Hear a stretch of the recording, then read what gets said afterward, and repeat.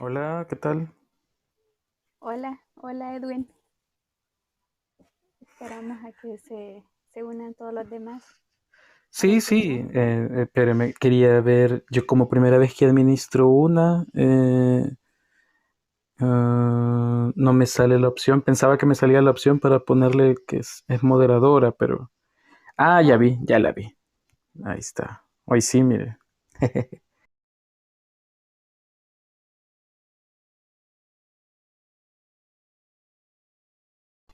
Hola Rubén, hola Lorena, bienvenidos.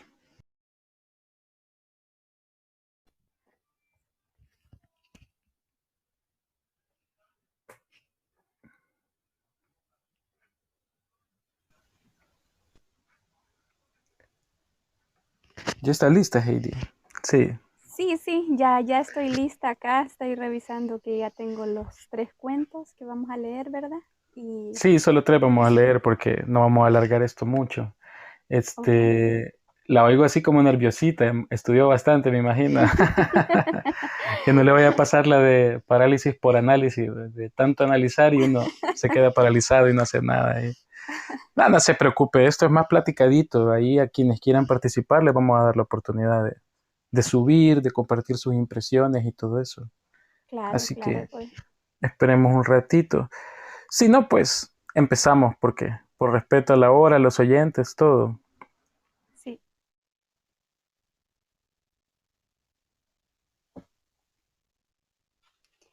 Sí, pues estamos queriendo aquí hablar sobre la literatura salvadoreña, especialmente de un escritor muy importante que se llama Salvador Salazar Arrué, con el seudónimo de Salarrué, más conocido con ese seudónimo. Y pues, pues bueno, a dar una pequeña introducción sobre quién es Salvador Salazar Arrué, que es este señor nació el 22 de octubre de 1899 en la ciudad de Planes de Rendero, San Salvador, y fallece el 27 de noviembre de 1975. Este artista salvadoreño trabajó en el campo de la literatura, las artes plásticas, y sus obras más conocidas son Cuentos de Barros y Cuentos de Cipotes. Y vamos a hablar específicamente sobre Cuentos de Barro, que es la obra como más conocida a nivel nacional e internacional. Y pues no sé, le cedo la palabra a Edwin para que iniciemos sobre lo que significa Cuentos de Barro, en qué movimiento está ubicado, y me encantaría que hablemos sobre este importante autor desde una perspectiva sencilla para nuestros oyentes. Y pues le cedo la palabra a Edwin. Gracias, Heidi. Estoy de acuerdo con usted en lo que dice de hablarlo en un lenguaje más sencillo, en el entendido que, o sea, digamos, para hablar de temas académicos, creo que hay gente mucho más especializada. Por ejemplo, si alguno de los presentes, bueno, falta que venga más gente, asumo yo, si no, pues así como estamos, comenzamos ya. Por ejemplo, está el ensayo de Ricardo Roque Valdovinos que se llama Salarrué y la religión del arte. Es un ensayo muy extenso sobre toda la vida y la obra de Salarrué, que creo que es, digamos, puede llenar más académicamente a alguien que tenga interés específicamente en esa área que algo que nosotros acá podamos hablar. Yo sobre todo nacía esto como la idea de que fuera más una conversación, porque yo siento que es un libro de los más populares de aquí. ¿Verdad?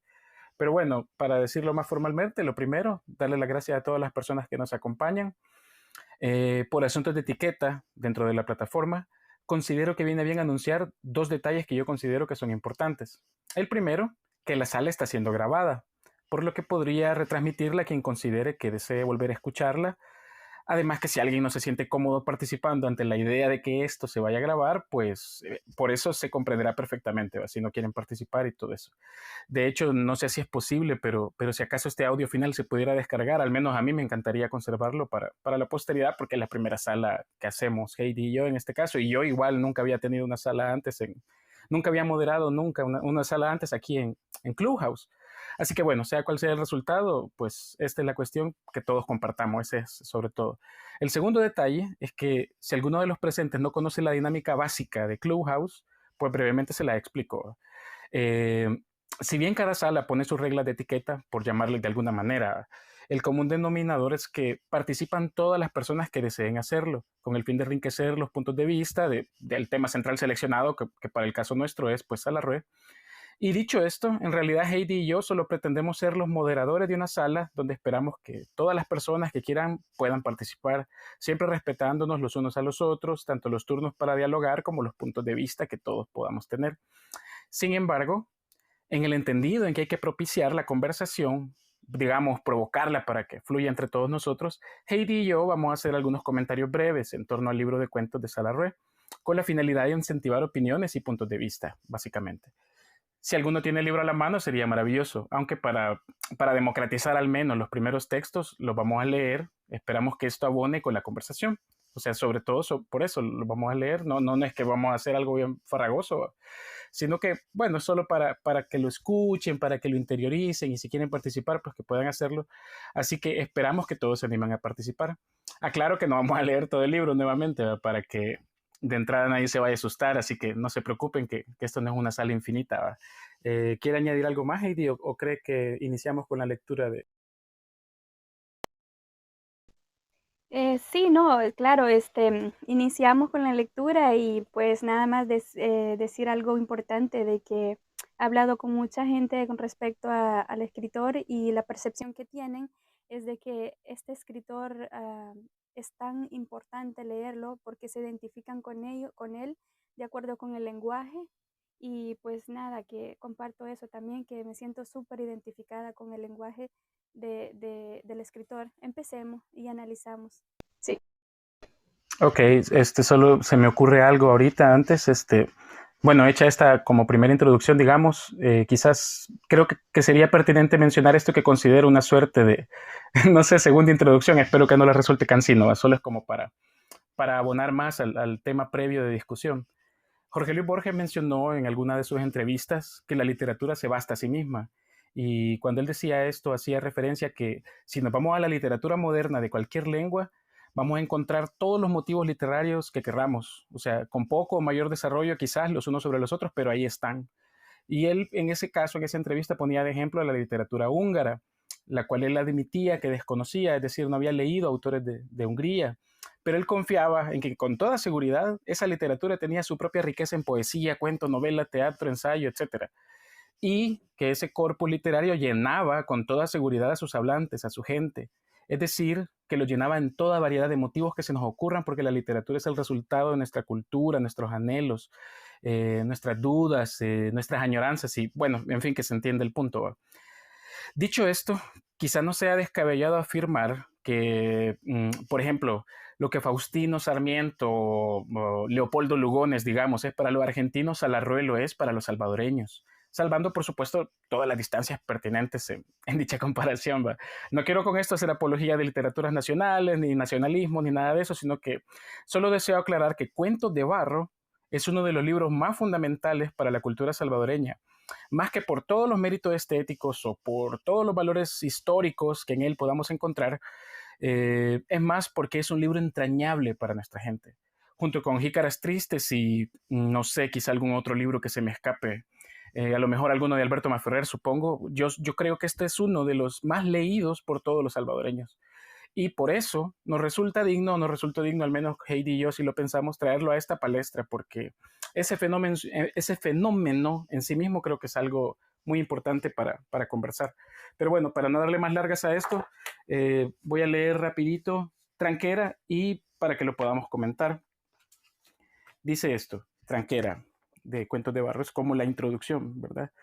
Dice, como el alfarero de hilo vasco modela sus muñecos de barro, sus viejos de cabeza temblona, sus jarritos, sus molenderas, sus gallos de pitillo, sus chivos patas de clavo, sus indios cacaxteros y, en fin, sus batidores panzudos, así, con las manos untadas de realismo, con toscas manotadas y uno que otro sobón rítmico, he modelado mis cuentos de barro. Después de la hornada, los más rebeldes salieron con pedazos un tanto crudos. Uno que otro se descantilló. Este salió medio rajado y aquel boleado de al tiro. Dos o tres hicieron chingastes. Pobrecito, mis cuentos de barro. Nada son entre los miles de cuentos bellos que brotan día a día por no estar hechos en torno. Van deformes, toscos, viciados, porque ¿qué saben los nervios de línea pura, de curva armónica? ¿Qué sabe el rojizo tinte de la tierra quemada de lacas y barnices? Y el palito rallador, ¿qué sabe de las habilidades del buril? Pero del barro del alma están hechos. Y donde se sacó el material, un hoyito queda que los inviernos interiores han llenado de melancolía. Un vacío queda allí donde arrancamos para dar, y ese vacío sangra satisfacción y buena voluntad. Allí se va esa hornada de cuenteretes, medio crudos por falta de leña. El sol se encargará de irlos tostando. Heidi. Sí, sí, claro. Bueno, por hacer un sentido común, para entender qué significa tranquera, como es el título, digamos, tranquera viene siendo como el cerco, ¿verdad? O la puerta para entrar hacia un lugar. Es, bueno, se la rehúsa mucho una jerga coloquial en todo, casi casi que en toda la narración. Entonces, bueno, digamos, por sentido común, aclarar el título, ¿verdad? Tranquera. En Tranquera, yo digo, la representación de Cuentos de Barro, él representa esa identidad en este mismo, en el lenguaje coloquial, representa más que todo una identidad de lo que somos los salvadoreños. Representa un amor a la patria, un sentimiento de verte reflejado en el otro.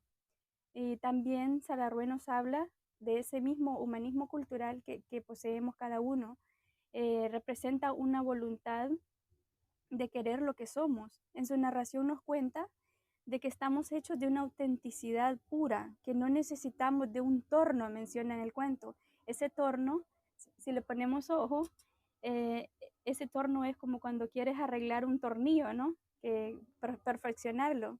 Y pues no, básicamente él se basa en decir que a pesar de que nuestros cuentos de barro, dice, van vacíos, toscos, deformados, en realidad están hechos del alma. Entonces, a mí me encanta al final como dice, la parte final como lo cierra, cuando dice, um, déjeme ver, Que el sol dice, se encargará de irlos tostando. sí, correcto, estamos hechos de una melancolía, dice, pero que también esa es una satisfacción de buena voluntad. Entonces, yo digo que esa sabiduría siempre nos llega y hace que nos vayamos acompañando en el camino para darnos a entender. No sé si me puede ayudar un poco más. Sí, no, no, claro, solo quería escuchar lo que tenía para opinar porque pues de eso se trata, no, no puedo hablar ahí solo yo, pero bueno, en cuanto al texto de Tranquera, quizás añadir que primero lo primero, es un prólogo literario, lo cual es bien inusual en la literatura salvadoreña, es de los poquísimos prólogos literarios que vamos a encontrar en una variedad de todos los géneros que hay literarios de este país. Particularmente Tranquera tiene o sea, es esa curiosidad, ¿va? Es una curiosidad literaria, es un prólogo literario, casi no existen. El otro que se me ocurre, que se me viene a la cabeza, es el prólogo de Trenes, que también es un prólogo literario, que comienza así como esta novela cabe dentro del viento, que no sé qué.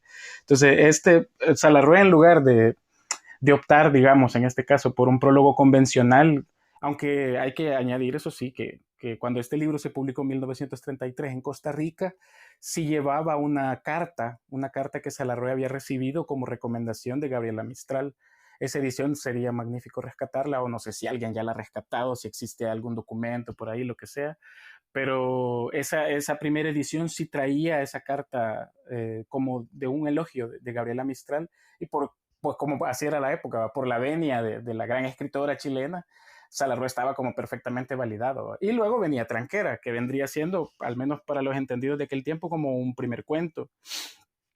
Pero en este caso, quitaron esa carta, digamos, ya en las ediciones posteriores, y solo venía ya Tranquera. Entonces Tranquera es un prólogo literario. De ahí, quizás solo decir que Salarroé hace como una suerte de manifiesto, una suerte de manifiesto de cómo va a funcionar el libro. O sea, el libro es, eh, el libro es lo que él dice ahí, o sea, que ha sido sacado del barro del alma, no son los cuentos más perfectos, no tienen la suficiencia de elaboración de otros grandes cuentos, más en aquella época que era época de vanguardias y todo eso, y Salarro estaba muy enterado de todo eso, y él todavía seguía como atrapado en este como realismo costumbrista, y bueno, eso, quizás comentar esa esencia básica de Tranquera. ¿Querías añadir algo, Rubén?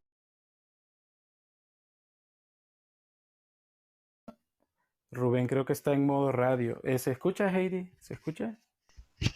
Sí, sí se escucha. Ah, Perdón, te escucho. sí. Perdón, que tenía un problemita Ah, aquí. no, tranquis. Igual solo estamos nosotros tres, así que.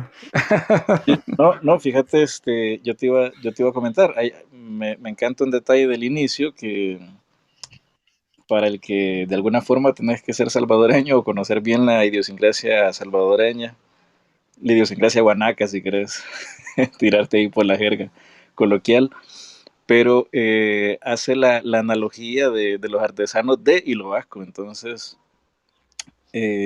pues es una narrativa que tenés que estar un poquito iniciado, como todos el resto de cuentos, pues tenés que estar un poquito iniciado en la idiosincrasia local, pues, y qué bueno que este tipo de detalles, pues, estén debidamente rescatados en un cuento tan maravilloso como este, ¿va?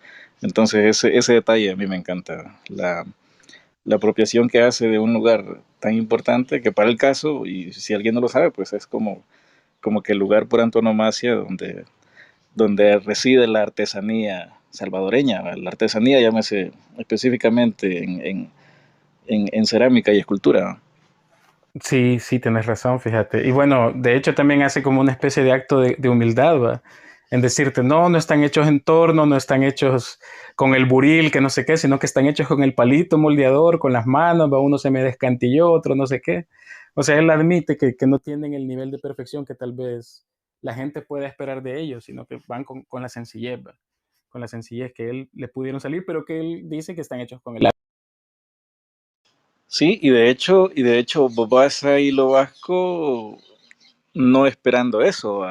O sea, digamos, la cerámica bien prolija y debidamente detallada corresponde ya, digamos, que los artistas. Vos vas buscando en Hilo Vasco meramente artesanía, ¿va? No tanto el arte depurado como a lo que pudiese estar acostumbrado algún amante de la cerámica o de la escultura, ¿va? Entonces sí, bien ad hoc ahí la analogía al respecto. Interesante, tienes razón. Bueno, pasamos al otro texto. ¿Le parece, Heidi? Sí, sí, claro. Claro. Dice La Botija. José Pachaca era un cuerpo tirado en un cuero. El cuero era un cuero tirado en un rancho. El rancho era un rancho tirado en una ladera. Petrona Pulunto era la nana de aquella boca.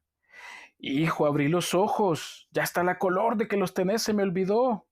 José Pachaca pujaba y a lo mucho encogía la pata. ¿Qué quiere, mamá? Que es necesario que te oficiesen algo. Ya estás indio entero. Ah, güey. Algo se regeneró el holgazán. De dormir pasó a estar triste, bostezando. Un día entró Eulogio Isho con un cuenterete. Era un como sapo de piedra que se había hallado arando. Tenía el sapo un collar de pelotitas y 3 hoyos, uno en la boca y 2 en los ojos. ¡Qué feo este baboso! Llegó diciendo. Se carcajeaba. Meramente el tuerto cande. Y lo dejó para que jugaran los hipotes de la María Elena. Pero a los 2 días llegó el anciano Bashuto, y en viendo el sapo dijo, estas cositas son obra de antes, de los abuelos de nosotros. En las aradas se encuentran catizumbadas. También se hallan botijas llenas de oro. José Pachaca se dignó arrugar el pellejo que tenía entre los ojos allí donde los demás llevan la frente. ¿Cómo es eso, ño Bashuto? Bashuto se desprendió del puro y tiró por un lado una escupida grande como un caite y así, sonora. Cuestiones de la suerte, hombre. Vos vas arando y ¡plosh! De repente pegas en la huaca y ya estuvo. Te haces de plata. Ah, chis. En ver, año Bashuto. ¿Cómo lois? Bashuto se prendió al puro con toda la fuerza de sus arrugas y se fue en humo. Enseguiditas contó 1000 hallazgos de botijas, todos los cuales él había presenciado con estos ojos. Cuando se fue sin darse cuenta que de lo dicho dejaba las cáscaras. Como en esos días se murió la Petrona Pulunto, José levantó la boca y la llevó caminando por la vecindad sin resultados nutritivos. Comió mahonchos robados y se decidió a buscar botijas. Para ello se puso la cola de un arado y empujó. Tras la reja iban arando sus ojos. Y así fue como José Pachaca llegó a ser el indio más holgazán y a la vez el más laborioso de todos los del lugar. Trabajaba sin trabajar, por lo menos sin darse cuenta, y trabajaba tanto que las horas coloradas le hallaban siempre sudoroso, con la mano en la mancera y los ojos en el surco. Piojo de las lomas, caspeaba ávido la tierra negra, siempre mirando al suelo con tanta tensión que parecía como si entre los borbollos de tierra hubiera ido dejando sembrada el alma, para que nacieran perezas, porque eso sí, Pachaca se sabía el indio más sin oficio del valle. Él no trabajaba, él buscaba las botijas llenas de bambas doradas que hacen plocosh cuando la reja las topa y vomitan plata y oro, como el agua del charco cuando el sol comienza a espiar detrás de lo del doctor Martínez, que son los llanos que topan al cielo. Tan grande como él se hacía, así se hacía de grande su obsesión. La ambición, más que el hambre, le había parado del cuero y lo había empujado a las laderas de los cerros, donde aró, desde la gritería de los gallos que se tragan las estrellas hasta la hora en que el guaso ronco y lúgubre, parado en los ganchos de la ceiba, puya el silencio con sus gritos destemplados. Pachaca se peleaba las lomas. El patrón, que se asombraba del milagro que hiciera de José el más laborioso colono, dábale con gusto y sin medida luengas tierras, que el indio soñador de tesoros rascaba con el ojo presto a dar aviso en el corazón para que éste cayera sobre la botija como un trapo de amor y ocultamiento. Y Pachaca sembraba, por fuerza, porque el patrón exigía los censos. Por fuerza también tenía Pachaca que cosechar, y por fuerza que cobrar el grano abundante de su cosecha, cuyo producto iba guardando despreocupadamente en un hoyo del rancho, por si acaso. Ninguno de los colonos se sentía con hígado suficiente para llevar a cabo una labor como la de José. Es el hombre de hierro, decían. Ende que le entró a saber qué, se propuso hacer pisto. Ya tendrá una buena guaca. Pero José Pachaca no se había dado cuenta de que, en realidad, tenía guaca. Lo que él buscaba sin desmayo era una botija, y siendo como se decía que las enterraban en las aradas, allí por fuerza le encontraría, tarde o temprano. Se había hecho no solo trabajador, al ver de los vecinos, sino hasta generoso. En cuanto tenía un día de no poder arar por no tener tierra cedida, les ayudaba a los otros, les mandaba descansar y se quedaba arando por ellos. Y lo hacía bien. Los surcos de su reje iban siempre pegaditos, chachados y profundos, que daban gusto. ¿Dónde te metes, babosada? Pensaba el indio sin darse por vencido. Y te he de topar aunque no querrás, así me haya de tronchar en los surcos. Y así fue. No lo del encuentro, sino lo de la tronchada. Un día, a la hora en que se verdea el cielo y en que los ríos se hacen rayas blancas en los llanos, José Pachaca se dio cuenta de que ya no había botijas. Se le avisó un desmayo con calentura, se dobló en la mancera, los bueyes se fueron parando como si la reja se hubiera enredado en el raizal de la sombra. Los hallaron negros contra el cielo claro, volteando a ver al indio embrecado y resollando el viento oscuro.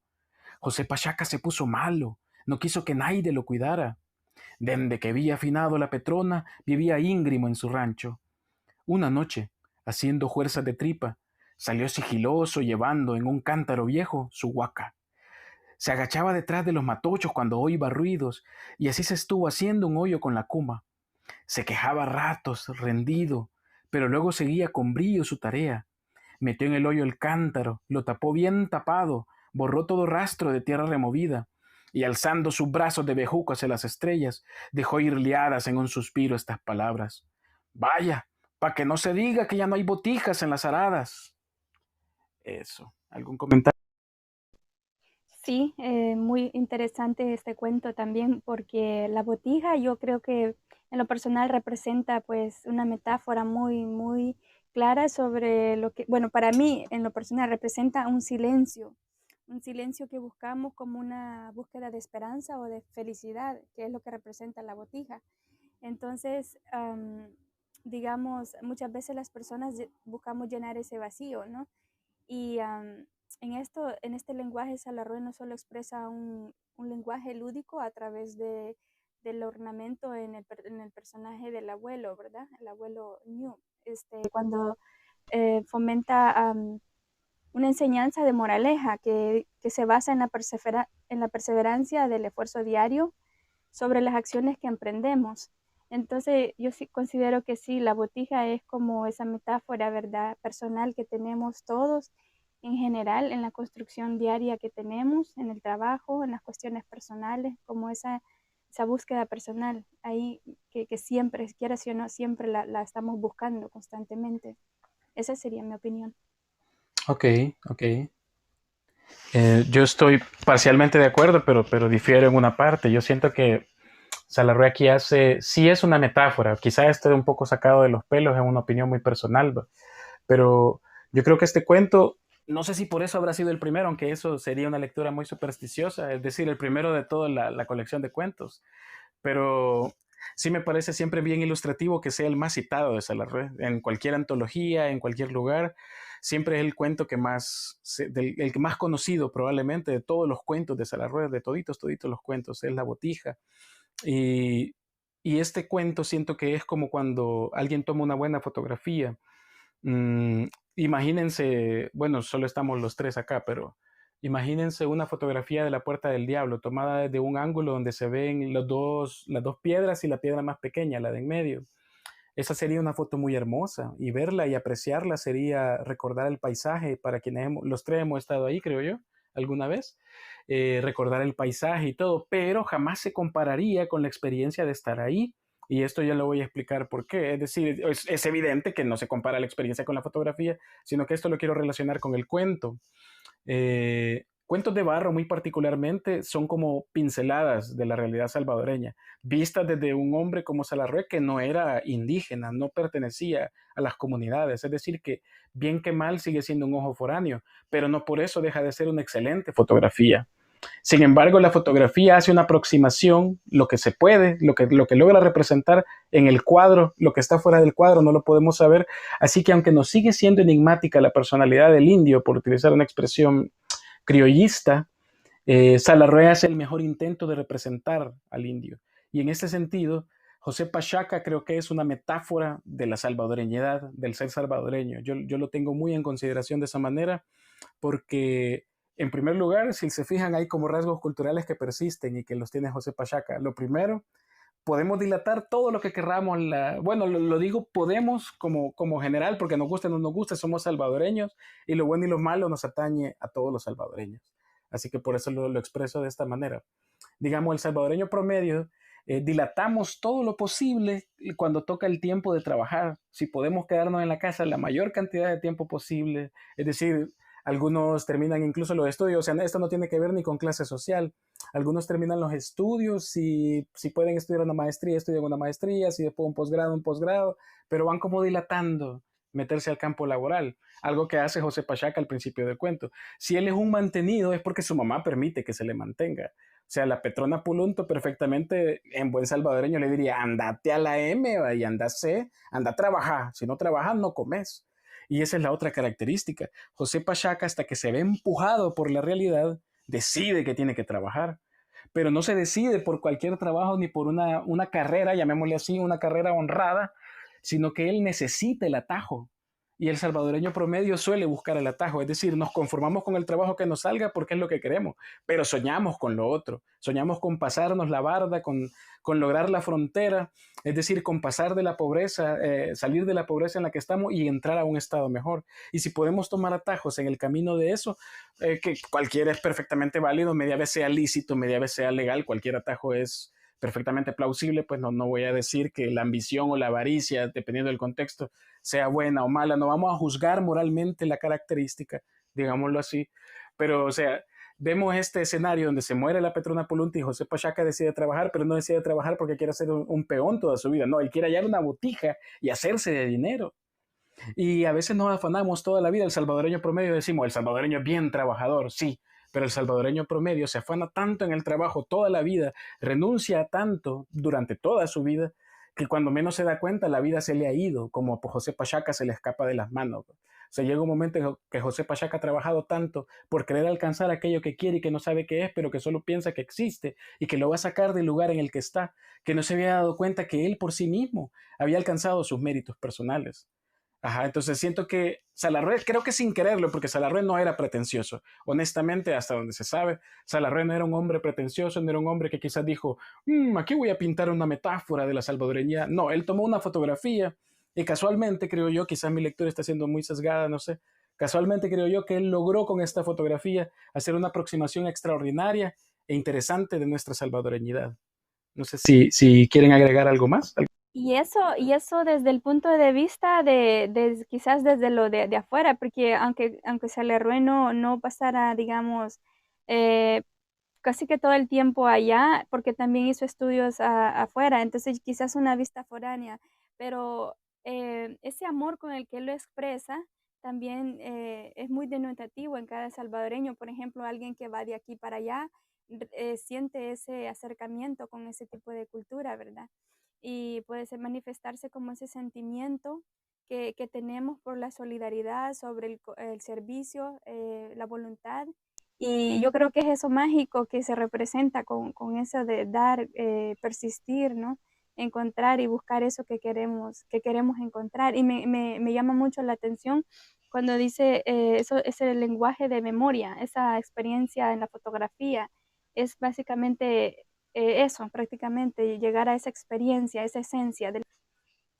Ok, me parece un punto de vista muy interesante. Solo quiero añadir algo al respecto. Fíjese que lo dijo muy bien. Ocurre algo, y eso ocurrió mucho en el siglo XIX, en la literatura no solo salvadoreña, sino toda la literatura latinoamericana. Eso se le conoce como dos tendencias básicas, el indianismo y el indigenismo. El indianismo vendría siendo algo así. Ahora, esto está a grandes rasgos, no voy a citar documentos académicos ni nada de eso porque no es el objetivo. Pero el indianismo viene siendo algo así como la visión del hombre blanco criollo, descendiente de españoles, la visión que él tiene sobre el indio, que generalmente lo pintaba como un ser mágico, como un ser incomprensible, no sé, demasiado lejano para él, pero que quizás pertenecía como a el mito del buen hombre salvaje, lo podríamos resumir así. Y estaba esa otra contraparte del indigenismo, de estos escritores que tenían una suerte como de mayor conciencia social, y ellos pintaban las penurias del indio, pintaban, o hablaban, escribían, pues, se entiende el punto, escribían sobre todo lo malo que estaba pasando el indio, trataban como de explicar la melancolía del indio. Y fíjese cómo son las cosas. Mientras el indio no escriba de sí mismo, todas esas visiones y todos esos puntos de vista y toda esa literatura va a seguir siendo una fotografía y, como usted bien dice, foránea. Ahora bien, hay que apuntar algo importante de Salarrué. No olvidemos que Salarrué, como usted bien mencionó, fue a estudiar pintura a Estados Unidos, pero él allá en una librería de viejo, en libros usados, se encuentra el libro El Trópico, si no recuerdo mal, de Arturo Ambrogi. Un libro, él lo vio ahí todo viejito. Leyó las estampas que están descritas ahí, que es un libro perfectamente costumbrista, una y otra vez, una y otra vez, y una y otra vez, y Salarrué quedó tan encantado que para él fue como un segundo nuevo amor. O sea, quizá fue la nostalgia de estar en el extranjero, de estar años lejos de su tierra, de estar enclaustrado estudiando arte. Y él recordaba este país, que empezó a recordarlo con amor a través de los ojos de las estampas de Arturo Ambrogi. Entonces, por eso que podría decirse que el libro del Trópico es una de las grandes influencias de Cuentos de Barro, igual además de, no sé, de Evaristo Carriego, de José María Pereda y de otras influencias que le podamos encontrar a Salarrué. Por cierto, antes de que le vamos a dar la palabra a Rubén, que Rubén no nos ha dado su opinión sobre el cuento, les quería comentar que hay un libro de este escritor izalqueño que se llama Julio Leiva, que el libro se llama Los Izalcos, Testimonio de un Indígena. Lo publicó la Universidad de El Salvador. Es una historia sobre el pueblo indígena de Izalco, obviamente de principios del siglo, para tratar de discutir los temas del 32. Y me llama la atención, si ese libro lo pueden conseguir o si no, pues yo se los paso con mucho gusto. Me llama la atención que varios de los personajes que menciona el libro tienen los nombres de la botija. Por ejemplo, en la página 19 dice, en un periódico de esa época se publicó un reportaje que decía que el indio José Pachaca estaba en la comandancia y los indios le decían mi coronel. Eso ahí se refiere cuando se tomaron los indígenas la alcaldía de Izalco en el 32. Entonces eso me dejó, no lo puedo demostrar académicamente, alguien tendría que escribir un artículo sobre esto, pero parece ser que Salarrué rescata muchos de los nombres indígenas, de todas las noticias de la época, de todo lo que estaba ocurriendo políticamente en 1932. Así que eso, Rubén, nos quería... Bueno, aquí maravillado escuchándolos con respecto a esto. La verdad es que son varias referencias que yo desconocía. Y si bien es cierto, yo sí, siempre he creído que de alguna forma Salarrué quiere rescatar aquí eh, rasgos bien notables de la salvadoreñidad. Y sí, yo siento que es como un reflejo de la idiosincrasia misma, ¿va? Como de la idiosincrasia colectiva. ¿Va? Interesante que todos esos rasgos pues perduren, ¿va? Y que prácticamente no se hayan visto alterados.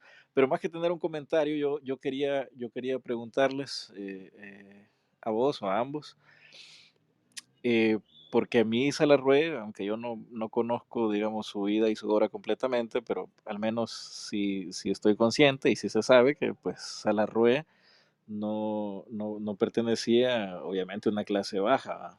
Y ustedes decían ahí que estudió en el exterior. Si no estoy equivocado, creo que es en la Corcoran de Washington. Lo recuerdo porque hay una artista plástica famosa que también estudió ahí, entonces se me hace interesante eso. ¿Va? Pero bueno, lo que te quiero preguntar es que Salarrué, perteneciendo a una clase que hoy por hoy, digamos, al menos hoy por hoy, está totalmente abstraída de lo que pudiese vivir un campesino en su cotidianidad, cómo es que Salarrué estaba tan empapado de todas las variables que definen, digamos, la rutina campesina.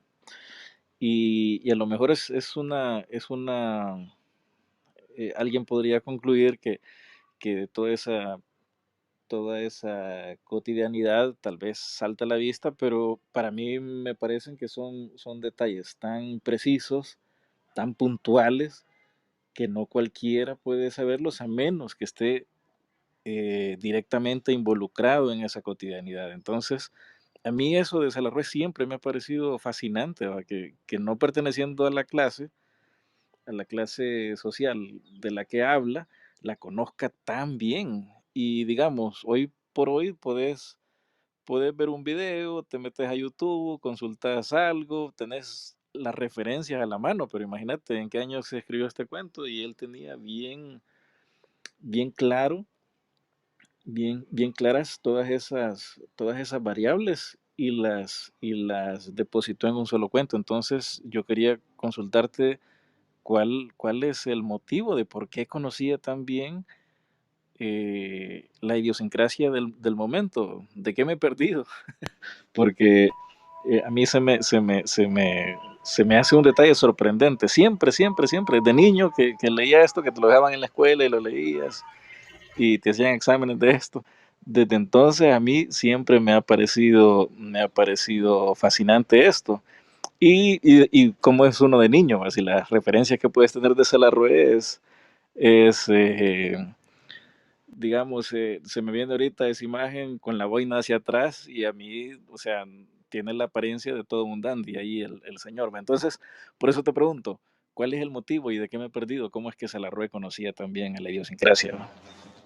Vaya, lo primero, ahí me corrigen la plana si me llego a equivocar. Yo sé que hay biografías disponibles, no sé, en Wikipedia, la de Cañadinarte. Pero primero lo primero, es cierto que Salarrué estudió en la Corcoran en Estados Unidos, pero esa fue una beca del gobierno, no lo pagó la familia de Salarrué. Salarrué no era pobre, es decir, no era de la clase miserable, lumpen proletariado, la clase a la que pertenecían nuestros indios descalzos, como andaba nuestra gente. Tampoco es que andaban en taparrabo, pero se entiende el punto, era gente que vivía muy, muy pobremente. Salarrué no era de esa clase social, digamos. La mamá era costurera, muy buena, por cierto, porque sí dicen que hacía lindos vestidos la mamá y todo eso. Hay como un chambre en torno a esa parte de la vida de Salarrué, pero ellos eran como la familia pobre de los Salazar, no sé si me explico. O sea, no eran pobres en el sentido convencional que entendemos la pobreza, pero no tenían dinero. Y sumarle a esto que ellos son Salazar, pero La mamá era mamá soltera, o sea, crió a Salarrué por su cuenta. Pero Salarrué mostró dotes intelectuales desde muy pequeño. Y Salarrué era un niño malo jugando, o sea, no era bueno que ponerse a jugar fútbol, que aquí, que allá, eso no fue su fuerte nunca. Entonces él sí era bueno para la conversación y de hecho hay anécdotas sobre eso recogidas por innumerable cantidad de escritores salvadoreños, que él desde niño, cuando se reunía con otros niños, él era el de los chistes, era el de las anécdotas, él era el de los cuentos, él era el que tropicalizaba, digería, no sé, la literatura que él leía, a la que tenía acceso, las mil y una noches, todo eso, él lo compartía con los otros niños, con sus amiguitos. Así que esencialmente eso. Ahora bien, lo otro, Salarrué sí tenía contacto con gente indígena, no de la manera en que lo describe Claudia Alarce en Tierra de Infancia, que por si no lo han leído, Claudia Alarce en Tierra de Infancia lo describe con el distanciamiento que lo puede expresar cualquier hijo de criollo. No estoy juzgando a Claudia Alarce por esto, sino que simplemente esa fue la experiencia de ella. Cuando ella habla del Indio Cruz, es un ser tan lejano, es decir, no, solo vemos cómo ella lo describe desde la distancia y cómo ella añora tratar de entenderlo, reconoce que no puede comprenderlo. Mientras que Salarrué, que digamos que podía estar en un escenario similar, porque a lo mejor la mamá, por A o B razón, tal vez no la dejaba convivir propiamente con gente indígena, pues Salarrué sí se los topaba a diario, todo el tiempo, porque vivía en una casa modesta, no vivía en una gran mansión ni nada de eso. Vivió por temporadas en Santa Tecla con uno de sus primos, pero eso nada más. O sea, ellos anduvieron un poco de aquí para allá, de allá para acá. Como vuelvo y repito, como era muy talentoso, en su momento, cuando llegó a cierta edad, el gobierno de El Salvador le otorgó una beca y por eso es que estudia pintura en la Corcoran. A todo esto hay que añadir ese dato interesante. Salarrué se consideraba más pintor que escritor. Y quizá ese ojo de pintor le permitió a él tener una visión extraordinaria de cómo percibía el trópico, la gente, nuestras costumbres, los hábitos, la ropa, la comida, todo eso que está perfectamente plasmado en Cuentos de Barro. Ahora bien, y perdón si me estoy extendiendo demasiado, y si alguien quiere opinar algo, por favor, me puede interrumpir, no hay ningún problema. Eh, Ahora bien, siento que es pertinente añadir lo siguiente. El primer Salarrué sí tenía su lado moralista. Cuando digo el primer Salarrué me refiero al que escribió El Cristo Negro, Leyenda de Samuraco, Oyarkandal, que es una forma así como una cosa medio teosófica, el Remotando el Luluán, que es también un texto así medio esotérico, El Señor de la Burbuja, que también es un libro así medio moralista. Esa etapa de Salarrué, él tenía como una brújula moral con la que él, como escribiendo de tesis, como intentando expresarnos algo que según él era una verdad inexorable. En Cuentos de Barro no. En Cuentos de Barro él hace lo que hacen los grandes escritores. Y no lo digo para comparar, porque aquí salvando las distancias, por supuesto. No lo voy a comparar con Cervantes y sin embargo hizo lo mismo que Cervantes. ¿Qué hizo Cervantes? Cervantes viene, nos muestra el Quijote, y solo nos lo muestra, nos enseña las aventuras del Quijote, le pone su toque de humor y todo eso. Ahora bien, ustedes le dan ese Quijote, no sé, a Samuel Richardson, el escritor inglés, y, y lo que hubiera hecho Samuel Richardson es meterse en la cabeza del Quijote y empezar a describirnos la actitud del Quijote y todo eso. Si ustedes lo meditan, ese Quijote estaría arruinadísimo, no sería lo mismo. Es un Quijote más complejo, más rico el que nos dejó Cervantes, que no necesita mucha explicación, solo nos describe más o menos el físico del Quijote, de ahí nos cuenta las aventuras del Quijote y no necesita darnos más información, la aventura habla por sí misma. Y si se fijan en Cuentos de Barro, aunque Salarrué intuye el pensamiento de los personajes, y en este caso particular que acabamos de leer, de La Botija, él no se mete propiamente, él solo nos dice que Pachaca tenía hambre, que Pachaca necesitaba trabajar, que Pachaca hizo esto, que Pachaca hizo aquello, pero el resto de conclusiones las sacamos nosotros. Y por eso es perfectamente válido, y eso lo considero yo así personalmente, por eso es perfectamente válido que cualquiera de nosotros pueda opinar sobre eso. Porque en este cuento, para el caso del que hemos leído, La Botija, cabe tanto la opinión del doctor como la opinión del más humilde. Todas las opiniones son perfectamente válidas, mientras el mismísimo Salarrué no se levante de la tumba y nos diga, no, lo que yo quise decir es tal cosa. Así que quizás eso, todas esas coincidencias, cuando Salarrué decide dejar a un lado esa brújula moral, cuando decide dejar por un momento todas sus creencias teosóficas y solo decide estamparnos a estos personajes, en estos escenarios, en estos cuentos tropicales, entonces vemos un fenómeno único en su clase. Sí, Sí, claro, agregar también para tu respuesta, Rubén, que pues que también la belleza estética de esta literatura de Salarrué se basa en eso, en que la literatura la podemos ver desde respetar la literatura tal cual, ¿no? Como la imaginación literaria que nos proyecta aquí Salarrué. No necesitamos, digamos, tener un conocimiento tan radical, digamos, para comprender la cultura, si vive allá o no vive allá. El, el, la realidad estética de la literatura confronta eso, ¿no? Eso que tú estás experimentando. ¿Cómo Salarrué tenía conocimiento de nuestra cultura? ¿Cómo es tan específico?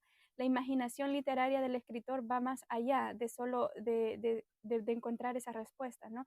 Porque un europeo, un argentino, un peruano puede entenderlo con solo leer el texto, puede crear su propio comprensión de ello. Entonces, este cuento de Salarrué, perdón, cuentos de barro de Salarrué se escribieron en el año de 1933, en una época, ¿verdad?, bastante, bastante llena bueno, de lo indigenista, de la cultura de ese momento, el trabajo por la tierra y todo eso, y lo vemos reflejado en sus cuentos, pero sí, la belleza estética de la narrativa va más allá de eso, de comprenderlo, de lo que podemos llegar a conocer a través del escritor, como esa imaginación literaria que él tiene, respetando esa área en la literatura. Sí, no sé si responde o tiene una pregunta más al respecto. No, no, gracias a ambos. De verdad que me dejan un escenario bien legible de lo que estaba consultando. Gracias, gracias. Claro, por supuesto. Eh, sí, bueno, podemos pasar a leer el otro cuento. No sé si tal vez Mauricio quiere participar. Si no, pues el que nos puede levantar la mano es bienvenido para unirse a la conversación, ya que somos poquitos acá y pues sería magnífico contar con su presencia acá arriba y escuchar su opinión. Mientras eso pasa, bueno, Heidi, si él levanta la mano, usted esté pendiente. Mientras tanto, yo voy a leer el último cuento de este día para no alargar más esta sala. Y es el otro cuento que vamos a compartir de Salarrué, que se llama La Honra. Así que ahí voy. La honra. Había amanecido norteando, la Juanita limpia, la agua helada. El viento llevaba sopes y olores. Atravesó el llano. La nagua se le amelcochaba y se le hacía calzones. El pelo le hacía alacranes negros en la cara. La Juana iba bien contenta, chapudita y apagándole los ojos al viento. Los árboles venían corriendo. En medio del llano la cogió un tumbo de norte. La Juanita llenó el frasco de su alegría y lo tapó con un grito. Luego salió corriendo y enredándose en su risa. La Chucha iba ladrando a su lado, queriendo alcanzar las hojas secas que pajareaban.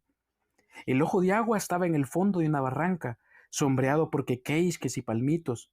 Más abajo, entre grupos de huiscoyoles e iscanales, dormían charcos azules como cáscaras de cielo, largas y oloríferas. Las sombras se habían desbarrancado encima de los paredones, y en la corriente pacha, quebradita y silenciosa, rodaban piedrecitas de cal. La Juanita se sentó a descansar.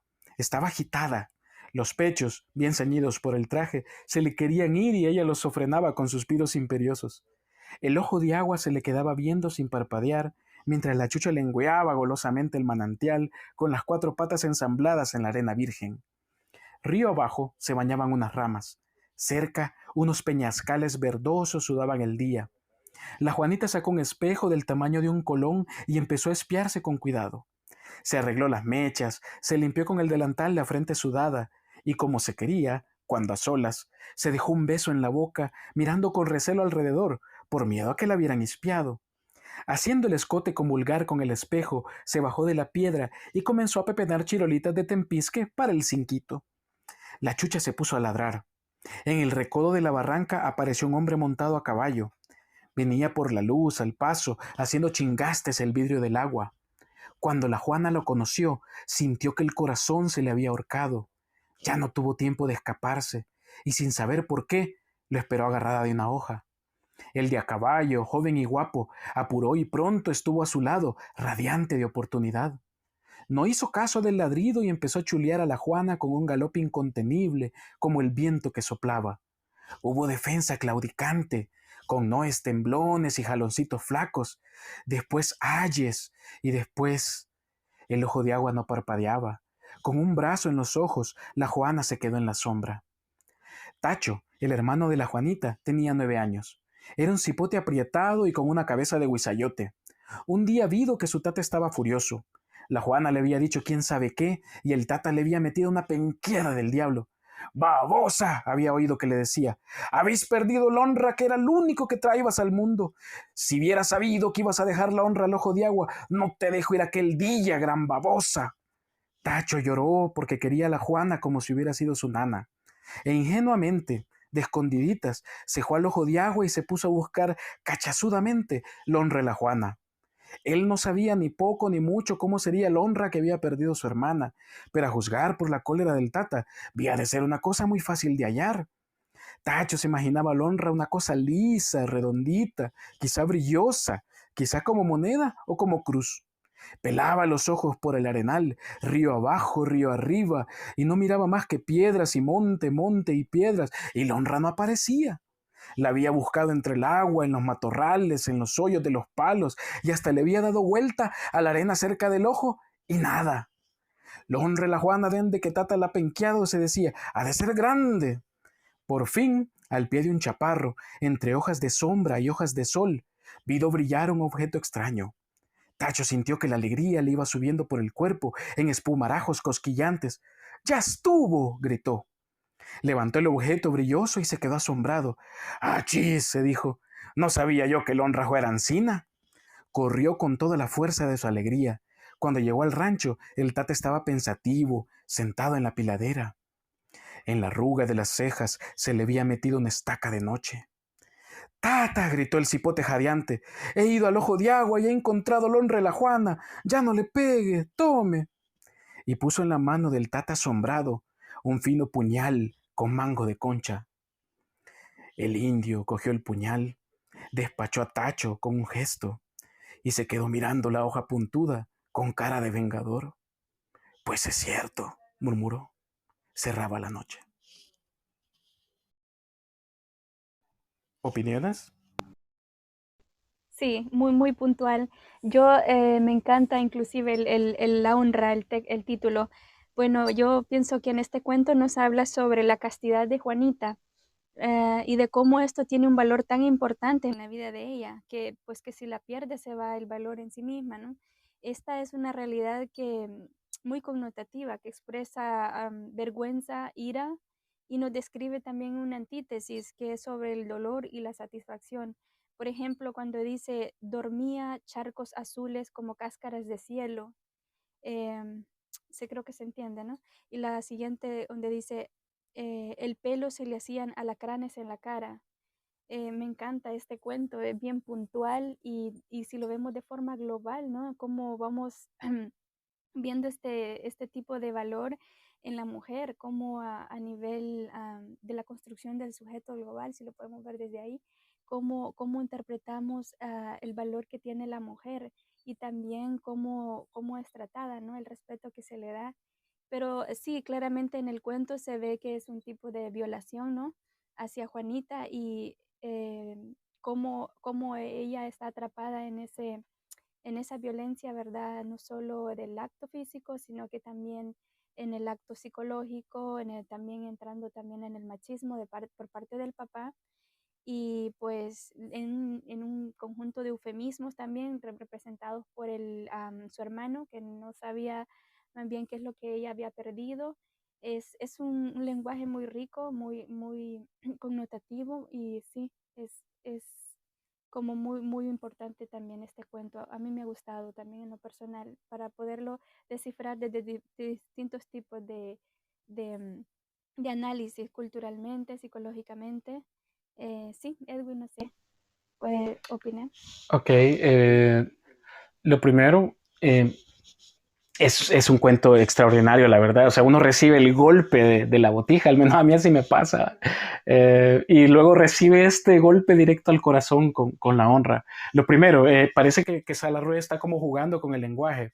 Lo vemos en la botija, donde hace este juego de palabras, donde dice José Pachá, que era un cuerpo tirado en un cuero en un rancho tirado en una ladera. O sea, hay como un juego una figura retórica, supongo yo, él está como practicando, no sé, no sabría denominarlo de otra forma. En la honra, en cambio, vemos casi que se puede ver el escenario que nos está describiendo. Él dice que las hojas pajareaban, o sea, Se imagínense puede ver tanto viento. definitivamente. ¿Verdad? ¿Verdad? Él nos está diciendo ahí que las hojas pajareaban. Cuando dice que el pelo se le hace alacranes es porque el pelo le estaba tapando la cara. Ella iba corriendo, dice que el vestido se le iba ciñendo, era por el mismo viento. Quizá ella como una jovencita iba jugando en contra del viento. La chuchita también estaba intentando atrapar las hojas y que esto y aquello. Entonces hay algo como de cinematográfico en este cuento que es magnífico. Y de ahí tenemos, por otra parte, este como contrapunto de lo que se entiende por la honra. En primer lugar, es cierto lo que usted dice, Heidi, hay mucho machismo arraigado, evidentemente. No es que este señor, el personaje que es el papá de Juana, machista, digamos que es como machista por tradición, porque así se le educó, porque en su ignorancia él así entiende.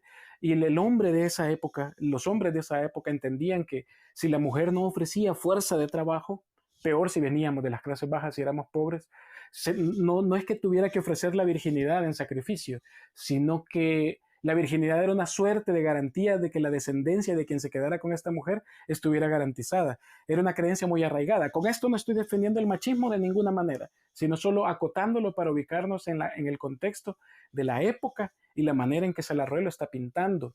Y de ahí, por otro lado, aparte de la inocencia, bueno, hay que decir algo antes que hable del niño. No olvidemos que Salarroy está hablando en un contexto de esta gente muy pobre, estos indios, llamémosle así, porque por la forma criolla de decirlo es más fácil que decir pueblo originario a cada rato, ¿verdad? Eh, Él está hablando de esta gente, de lumpen, y quien tenía caballo, la gente de dinero. No tenía caballo alguien pobre. Quiere decir de que el que fue a acercarse a la Juana, de seguramente era el hijo del patrón, el dueño de todas esas tierras. Por eso ella dice de que cuando se dio cuenta que era muy tarde para escapar, mejor ahí se quedó sentada esperándolo. A lo mejor, lo que no nos dice el cuento, nunca nos lo va a decir, y Salarroy tendría que salir de la tumba para explicarlo, lo que nunca nos va a decir el cuento es que quizás si ella salía corriendo, él la iba a perseguir. O si tal vez él podía mentir y decir, ella cuando me vio salió corriendo, quizás se ha robado algo del rancho, quizás se ha robado algo de la hacienda, etcétera, etcétera. Podemos sacar una gran cantidad de conclusiones, entre ellas el miedo a la autoridad que solían tener nuestros indígenas. Ella quizás vio que era el hijo del patrón, cuando vio que ya no era posible zafarse, se queda ahí sentada, obediente, y es como, ni modo, aquí estoy a mi destino. Y por eso ahí dice en una parte del cuento, y él llegó radiante de oportunidad. O sea, él vio que la muchacha no se fue, apuró el paso y se acercó a ella. Ahora pasemos a la parte del niño. Cuando dice que Tacho, él tiene una inocencia tan preciosa, una inocencia tan hermosa que a mí me conmueve, porque él qué podía saber qué es la honra, qué es tener honra a uno mismo, qué es la honra para alguien más. Y por eso ese contraste, ese contrapunto, pero monstruoso, un golpe al alma, porque el niño encuentra este puñal y como dice, a mí me estremece eso y que dice, y el tata se quedó viendo con cara de vengador, dice, pues es cierto, dice. O sea, como quien dice, llegó a la conclusión, la única forma de recuperar la honra de mi hija es matando al hijo de mi patrón o a quien quiera que haya sido el hombre a caballo. Rubén, nos... Sí, bueno, sí, un pequeño comentario. No sé por qué razón a mí este cuento en particular siempre ha sido mi favorito de Salarrué, quizás precisamente por eso que vos señalabas, casi es cinematográfico. Yo siempre he sentido que este tipo de narrativa descriptiva, no sé cómo decirlo, está en la frontera entre la narrativa y la poesía, que casi deja de ser narrativa y se vuelve casi un poema, ¿va? Por, por la descripción en sí misma, pues yo no soy escritor ni nada y cuando leo cuando leo esta prosa tan maravillosa, llena de alegorías, llena de metáforas tan interesantes, a mí me fascina, ¿va? Entonces, eso por un lado, y lo otro, lo que ya señalaban todos ustedes, todos los temas que involucra este cuento, igual son fascinantes y son temas que siguen tan vigentes hoy por hoy, ¿no? Eh, el machismo por un lado, y que para la época el machismo el machismo no solo venía de los hombres, pues el machismo estaba tan arraigado y tampoco es que nos vamos a extender en eso, pues está más que obvio señalarlo y decirlo.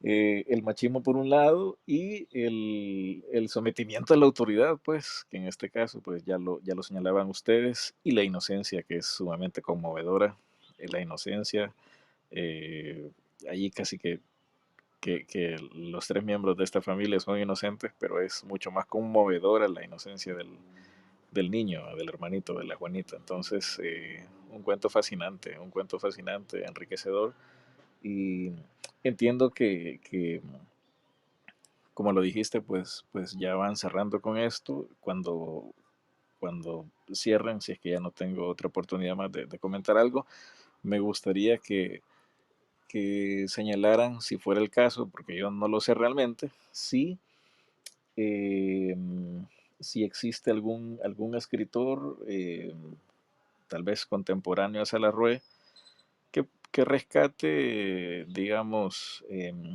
rasgos particulares de, de la, de la identidad local de su país en cuanto a países vecinos nuestros, pues. Yo sé que al inicio hablaste hiciste un paralelismo de Salarrué con otros escritores, pero no sé si te referías específicamente a escritores que rescaten este tipo de rasgos de su propia idiosincrasia, ¿va? Entonces, si fuera el caso, ahí nos comentás. Esto solo como, como como una petición, pues, antes de que si, cuando cerremos esta sala, pues que no la cerré sin ahí recomendarnos algunos escritores que, al igual que Salarrué, rescata la idiosincrasia local nuestra, pues hubiesen otros escritores, a lo mejor contemporáneos de Salarrué, que también rescaten su identidad en cada país a los que ellos puedan pertenecer, ¿va? Eso. Excelente, Rubén, no hay problema. Fíjate que hay bastantes. Ahí no sabría por dónde empezar, pero bueno, están los costumbristas, que es como una tendencia, como mencionaba al principio del siglo XIX, eh, y está de ahí como esta suerte de realismo costumbrista, que ya es como la tendencia más asentada y que bien podría ser en la que entra Salarrué. Salarrué fue muy afortunado con este libro, digo, así lo veo, porque la literatura también tiene algo de azarosa, perdón que sea tan supersticioso. Pero Salarrué fue muy afortunado con este libro porque pareciera ser que en estos cuentos él tiene la metáfora apropiada cuando tiene que decir algo y logra esa pluralidad de significados. Por ejemplo, se me estaba ocurriendo mientras te escuchaba, Rubén, que la honra, por ejemplo, ¿a qué la podés aplicar el título del cuento? O sea, estamos hablando de la honra de la Juana, la honradez perdida que quiere recuperar el tata de la Juana con una venganza, no sé, eh, la honra como objeto de búsqueda de parte de Tacho. O sea, esa pluralidad de significados me revienta la cabeza, como dirían. No recuerdo a quién le escuché esa expresión. Pero bueno, para responderte a tu pregunta, Rubén, hay Hey, varios escritores. ¿Sí? eso que acabas de decir es una maravilla. Ah, Yo, ok. yo me había ido yo me había ido por el lado más simplista, lo que salta a la primera vista con respecto a la honra. Yo así lo había entendido siempre, pero hey, qué bueno que lo señalaste. La verdad es que ese pequeño ejercicio que acabas de hacer le da una connotación bien interesante al cuento, una maravilla. Ah, sí, hombre. Heidi O quería mencionar también algo. como parte de la conciencia individual y colectiva al mismo tiempo, ¿no? Y también una imagen, así como dice, una imagen bien plural para verla también desde esos tres puntos de vista. Sí, sí. No, solo iba a mencionar, por ejemplo, está Esteban Echeverría, que es tiene este libro Matadero, creo que se llama, El Matadero. Bueno, lo recuerdo que lo estudié en la universidad, pero ese es uno, Sí, Rubén. sí, lo lees como en 2 horas, yo también lo he leído, pero cabal, a eso iba. Pero quizás cuando te pedía tal vez un paralelismo con esa genialidad que acabamos de leer Ah, de Salarrué. sí, Contemporáneos a él, fíjate que deben haberlo, pero es que ocurre lo siguiente. José, Eh, José Mía, Claudia Lars, no, no, Alberto no, no, Masferrer y perdón, todo perdón. no, eso. no, no, no, no, no, no, O no, sea, no, no, no, no. Rubén acotaba escritores que fueran de esa misma línea, digamos que se hubieran dedicado al realismo costumbrista, por mencionar algo. Heidi. Eh, A eso se refiere Rubén. ok. Sí. El Matadero es, o sea, sí, es un buen libro, pues, pero, Pero sí es más viejo que Salarrué. Vos decís contemporáneos a Salarrué. Sí, porque Echeverría creo que es del siglo XIX, si no me falla la memoria. O sea, ajá, porque de ahí viene la tendencia. Primero comenzó como el cuadro de costumbre. De hecho, Pepe Milla, de Guatemala, que escribió un libro que se llama Cuadros de Costumbre, también es del siglo XIX. ¿Verdad? Contemporáneo a Salarrué hay poquísimos. Deben haberlos. Se me viene a la mente, no sé, Yamandú Rodríguez o Evaristo Carriego, supongo, aunque Evaristo Carriego creo que era más poeta que narrador, creo que tendrá 1 o 2 libros de cuentos. Evaristo Carriego es argentino. Eh, de ahí son muy pocos, la verdad. O a menos que ahorita se me haya escapado de las manos, a lo mejor me has agarrado ahí en curva. Deben haberlo, lo más seguro es que los hay, pero al menos en Centroamérica, para hacer una reducción de territorio, no hay hasta donde yo sé. Quizás a lo sumo Flavio Herrera, el escritor guatemalteco, pero a lo sumo. Ujú. no, ok, si me decís que no hay, igual me satisface la respuesta, porque eso solo incrementa la genialidad de Salarrué y enhorabuena. Sí, Correcto. eso sí, Sí, es porque cierto. lo demás que existe yo tampoco conozco y lo más que yo que puedo ver es María de Barata en el mismo Salvador, ¿no? En el mismo territorio salvadoreño. Ah, no, no, María no, pero Barata, ¿verdad? ella era folclorista. Exacto, folclorista, casi que viene en el marco del costumbrismo, pero sí, ella como No, que no, se... no, no, no, no, no, perdón que le corrija la plana ahí. Ella hizo un estudio académico del folclore en El Salvador. Oh, ok. No es literatura, no es ficción. Lo que ella hizo es un trabajo serio, un trabajo de amplísima documentación. De hecho, son 2 tomos gigantescos el trabajo de la Entonces señora. quizás podríamos relacionar a Alfredo Espino, quizás en el punto de vista como Vaya, más Alfredo Espino es descriptivo, ¿no? bucólico. Alfredo Tropical. Espino es bucólico, pero Ajá, es poesía. ajá, Ajá, correcto. y fíjate que inevitablemente te acordás de él, o sea, porque este de la honra que acabas de leer es bucólico, es bucólico y está impregnado Sí, sí. de tantas metáforas y alegorías fascinantes, tal cual como Espino, ¿va? Pero, cabal, lo que te decía, yo siento que este cuento, que es narrativa, está como en la frontera, casi que deja de ser cuento para convertirse en poesía, precisamente por ese matiz enriquecedor que le impregna a la rueda tan magistralmente, ¿va? Y cabal, es que a nivel local a mí se me ocurren varios escritores que pudiesen rescatar todos esos rasgos. Yo que tengo una, yo que tengo un bagaje bastante limitado de la literatura latinoamericana, pues, entonces te preguntaba si existe una genialidad tan magistral como a mí me parece Salarrué en otros países, ¿va? Y que de paso, si los leyeses, o sea, yo digo, si alguien extranjero lee a Salarrué, lee Cuentos de Barro, o sea, va a tener un escenario tan maravilloso de la idiosincrasia salvadoreña de la primera mitad del siglo XX. Y yo quisiera encontrar eso en otro país para entender la idiosincrasia de, qué sé yo, de Guatemala, de Nicaragua, pero con la genialidad de un lenguaje bucólico así tal cual como el de Salarrueva. Si lo hubiese, me encantaría saberlo. Encaminado a eso iba mi intervención hace un rato. Y muy puntual, muy puntual. Gracias por la observación, porque yo, en lo personal, yo no conozco ningún escritor centroamericano que hable como Salarrué. Es el único que yo conozco. No sé si para la ignorancia de muchos salvadoreños también, no sé si lo reconocen o no lo han sabido replantear, pero Salarrué es el único por excelencia Vaya, que por nos eso te habla decía. con Uh-huh. este cuadro, ajá, con esta belleza literaria. Es el único, por eso es tan importante Ok. que lo Uh-huh. hablemos, sí, es el Sí, único vaya, escritor.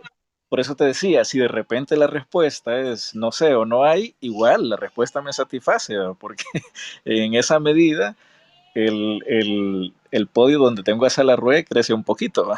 Entonces, si de repente me decís no hay, yo no sé, igual esa respuesta me satisface.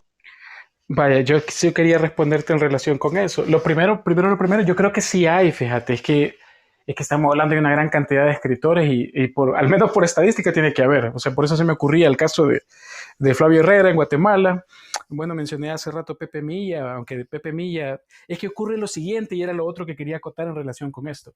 Digamos que podés encontrar escritores que escriban con cierto preciosismo, con cierto lenguaje afectado. Por ejemplo, vos pones a la par a un José Eustacio Rivera y hace demolido a Salarrué con el amor que yo le tengo a Salarrué. Es decir, a nivel de lenguaje y todo lo demás, Eustacio Rivera, si él quisiera, lo hiciera pedazos, si lo hiciera, aunque no es competencia, la literatura no es competencia. Pero es decir, pareciera ser que con cierto nivel de experticia mayor, José Eustacio Rivera escribe con ese preciosismo, pero Salarrué, por eso lo mencioné también hace rato, es lo suficientemente afortunado como para escribir con la metáfora puntual, el adjetivo exacto, correcto. Y como vos bien dijiste, a veces estos cuentos parecen desdibujarse y parecieran que dejan de ser cuentos para convertirse en poesía. ¿Y por qué poesía? La comparación resulta pertinente, porque la poesía es más vívida. Estos cuentos se te meten en lo más hondo del alma, ¿va? O sea, entonces, aunque Salarrué fuera ligeramente inferior, aquí en literatura no hay nadie superior ni inferior, pero por denominarlo de alguna manera, si Salarrué careciera de técnica suficiente para compararse con Don Fulano, con Don Sutano, con Don Mengano y otros países latinoamericanos, él como que dio directo al centro del corazón, en el caso para el corazón de los salvadoreños. Ahora bien, no sé, no sé si para el extranjero seguiría siendo la misma experiencia entrañable, porque hay mucho de lenguaje que distancia. De hecho, sin irse tan lejos, Sergio Ramírez, en Nicaragua, escribe un ensayo, El Ángel del Espejo, que está incluida en la antología de la Biblioteca Ayacucho de Venezuela. En la introducción que le hace a la antología de Salarrué, él dice que Salarrué con un lenguaje barroco, que no sé qué, si Salarrué no tiene nada de barroco, para los salvadoreños es perfectamente claro, pero pues de seguro para él, sin ir tan lejos como nicaragüense, sintió que un buen porcentaje del lenguaje le resultaba barroco. Así que no sé si podría vivir una misma experiencia entrañable como la vivimos los salvadoreños. Bienvenida Janet, bienvenida Roxana. Igual, al igual que Mauricio, les repito, si quieren subir y opinar acá, son bienvenidos. Solo levanten la manita que aparece en alguna parte de la aplicación y con gusto lo subo para que puedan compartir acá con nosotros. Igual, si se quieren quedar solo escuchando también, aunque ya falta poco para cerrar la sala, pero pues es bonito hacer la invitación. Heidi, ¿quería añadir algo más o Rubén? Sí, sí, con respecto a lo barroco que usted mencionaba, yo leo estos cuentos a mi hijo, él tiene 12 años y realmente yo con eso del barroco, yo creo que mi hijo se ve reflejado porque él me dice, mamá, y no entiendo esta palabra, ¿qué quiere decir? Y ya empiezo yo a decirle, oh, crepúsculo es el atardecer, bla, bla. Y empiezo porque Salarrué utiliza un lenguaje bastante florido para describirlo, entonces en esta generación, ¿verdad? Porque los salvadoreños lo salvadoreño popularmente sí conocemos este lenguaje sin llegar a etiqueta de que sí es un barroco o no. Entonces señalar de que sí, y me encanta enseñarle a mi hijo este tipo de cuentos de Salarrué porque pertenecen a esta identidad salvadoreña, ¿no? Y que es tan bueno que lo sepa porque él es parte de esa cultura y se ve reflejado, pues quieras o no, en estos valores que son muy, muy, muy. Ya que lo menciona, justo ahí se convierte en barroco y creo que usted ha dado una demostración anecdótica, por supuesto, es decir, de un caso personal y no a nivel global, pero que no por anecdótico no deja de ser ilustrativo. Es decir, que pasándole la tabla rasa a todos los hermanos salvadoreños, hijos de la diáspora, de seguro un buen porcentaje, si es que no la inmensa mayoría, entendería menos del 40% del libro. Y es porque ya no han tenido contacto con los hablantes salvadoreños.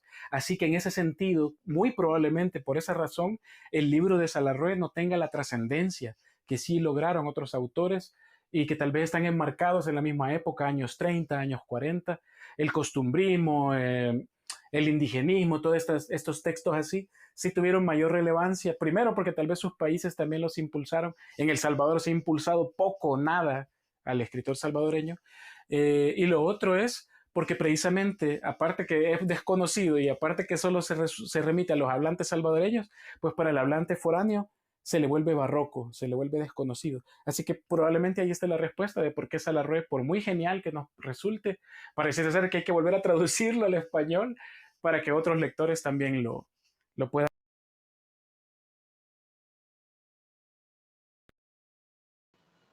Traducirlo del salvadoreño al español. Cabal, algo así pareciera. Para un poco para resumir un poco para nuestros oyentes, Janet, Roxana, Mauricio, hemos hablado sobre 3 cuentos de salvadoreños del escritor Salarrué, el que se llamaba Tranquera, La Botija y La Honra. Hemos estado hablando un poco sobre eso, el significado que tiene para cada uno de manera personal, lo que nosotros comprendemos a nivel personal, y luego hemos estado hablando un poco sobre ese cuadro de costumbres.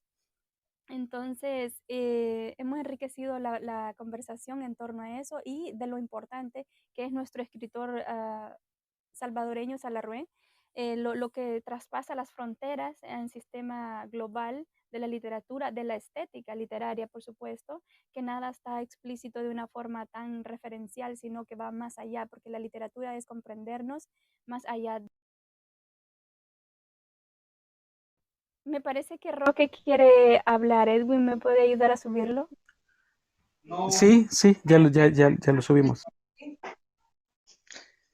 Yo los felicito a los ponentes por tan importante lectura de los cuentos, muy bonitos. Muy lindo. Yo casi no he tenido la oportunidad de leer por Aragán, pero me han gustado mucho y los felicito. Gracias. Gracias, Roque.